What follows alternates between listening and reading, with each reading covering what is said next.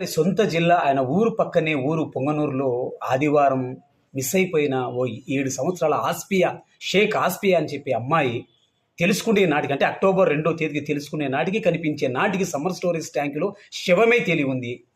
అదే పొంగనూరు పక్కన మదనపల్లిలో రెవెన్యూ ఆఫీస్లో, సబ్ కలెక్టర్ ఆఫీస్లో పేపర్లు కాలిపోతున్నాయి అంటే కోట్ల రూపాయలు ఖర్చు పెట్టి స్పెషల్ హెలికాప్టర్ను తిప్పించి డీజీపీని, చీఫ్ సెక్రటరీని పంపించి ఉన్నత స్థాయి అధికారులతో విచారణ చేయించిన చంద్రబాబు నాయుడు గారు అదే రెవెన్యూ ఆఫీస్ పక్కన పొంగనూరులో ఒక అమ్మాయి, 7 సంవత్సరాల అమ్మాయి కనిపించకుండా పోతే శవమే తెలితే నేటికి కూడా ఆధారాలు లభించలేదు.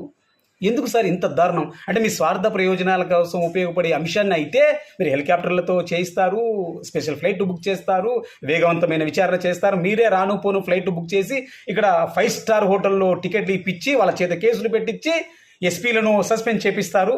కానీ ఒక 7 సంవత్సరాల అమ్మాయి శవమై తిరిగితే ఇంతవరకు విచారణ చేయకపోవడం దరిద్రం కదా సార్.